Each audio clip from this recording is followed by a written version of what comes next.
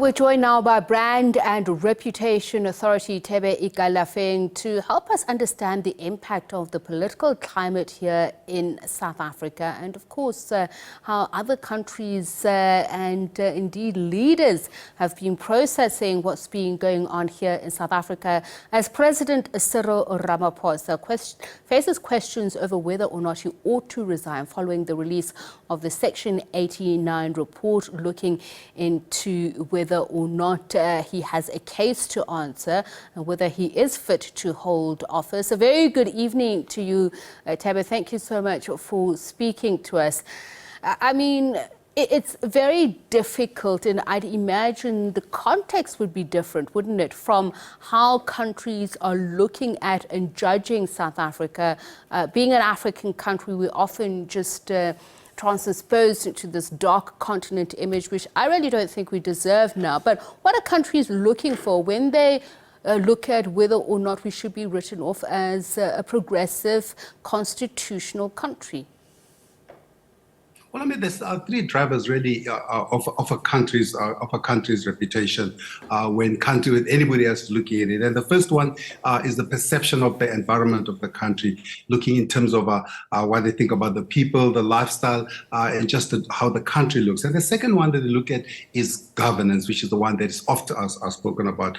And that's really looking at areas about ethics and our responsibility of leadership. And the third one is the economy. And of course, you know, when we wake up in the last couple of days, all we've been waking up to the headlines around the world. In fact, this morning, when I woke up and I said, can we have any other topic other than South Africa?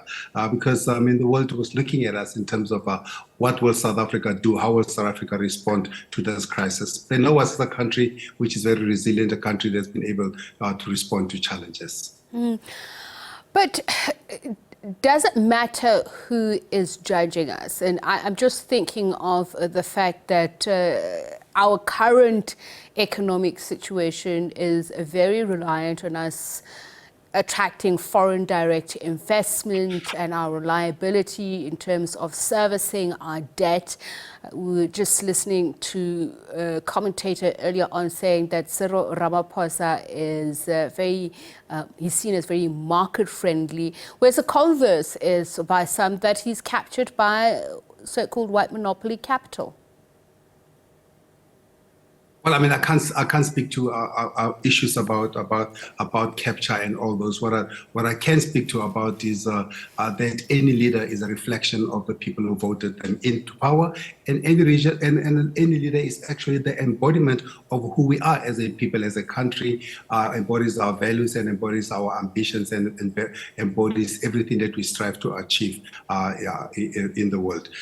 So any other metric about what a leader is or how any leader, whether it's Cyril Ramaphosa or anybody else, got there or is being held to I'm referring to perceived brand failures. As I say, to some who think he's a good leader, it would be those who say he's market friendly. For those who think that he's not living up to our constitutional transformation agenda, they'd say he is captured. I just want to understand how much those things weigh. Well, we do know one thing. We know one thing, that wherever he's been in the world, he's been warmly received, even by broader members of the South African society in many respects. Whether he was in England a week or so ago, was warmly received, the first country to be invited by the reigning King of England. Whether he's a part of the G20, or whether as part of the BRICS, and he certainly has always represented South Africa well. So as the ambassador of South Africa in the international forum, he's done an exceptional job, and has always been somebody that you can rely on, at least to represent our best interests as far as foreign investors are concerned. And that's why the questions about what happens to South Africa next, given the current crisis, has always been about what if Cyril goes, what will happen if Cyril goes, because he is held in that high regard, at least in that as an international leader. And internally, is it easy to gauge what South Africans think about brand South Africa? I mean, obviously there are myriad opinions, and from whence they come, there are different determinants as well. But the whole issue of brand identity, brand association, how important is it domestically? South Africa is in such a difficult position generally, not just during Cyril Ramaphosa's tenure, in that because we've spent so much time driving the economic or the socio-economic agenda, we have not been able to define what it means to be South African and what vision we have for South Africa. And as a result, we've always had, and as at the same time, we've had every single president has come in with a new agenda for South Africa. So how the president is perceived, I think it's of course it's a mixed bag in South Africa. I mean, if you have to go by just the headlines in the papers, I mean, we've got challenges as a country. We've got challenges with energy. We've got challenges with cost of living. We've got challenges with jobs. We've got challenges with poverty and inequality. So those are the big challenges which the ruling party has always put at the center of their agenda. Whether they've achieved that, I guess it's a matter of public record. And what would you advise if we are saying that we are building, brand resilience, as you've mentioned?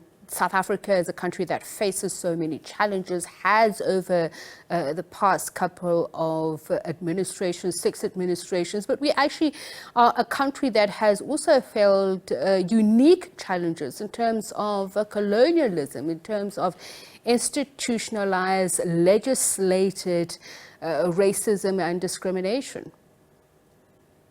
I mean, this country has only come out of colonialism 30 years ago, less than 30 years ago. I mean, I've been to every country in the continent, and I can tell you, very few have been able to transition from those 400 years of colonial rule.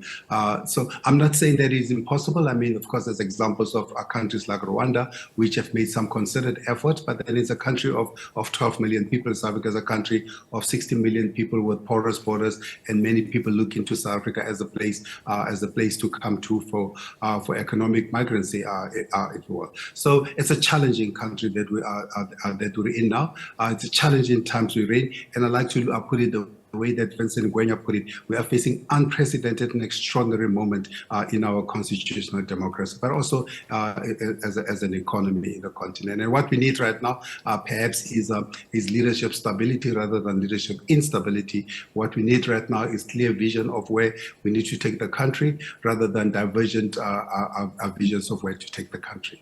And where, in your opinion, should we be taking the country? I'm just thinking about brand imaging.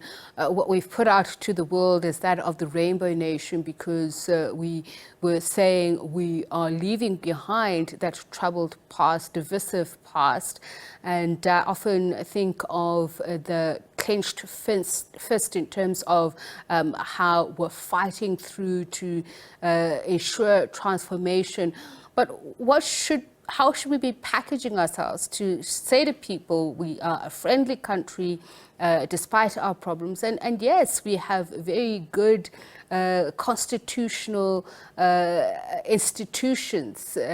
We are law-abiding, and we can rise above these challenges. You know, we came out of many years of fighting for freedom, and when we got that freedom, 1994, that positioning at that time was around freedom, really.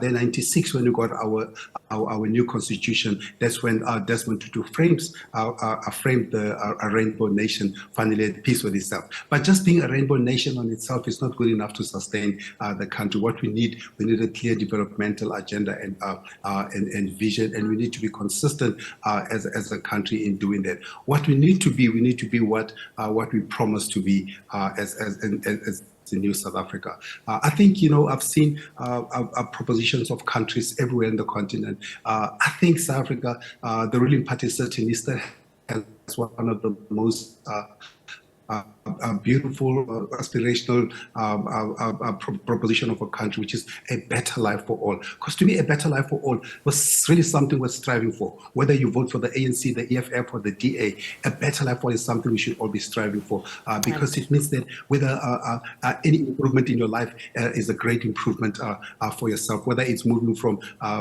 pit latrines to flushes to latrines where you can flush. Whether you move from a shack to a house. That's to me the vision of a South Africa, which is a country where everybody finds that they are making progress. So that's what we need to get back onto. We've been distracted for a while now, for the last 10 years or so, but we need to get back on track as a country that promises a better life for all. All right, that's a good imagery to end with. Thank you very much, Brand and Reputation Authority Thebe Ikalafeng.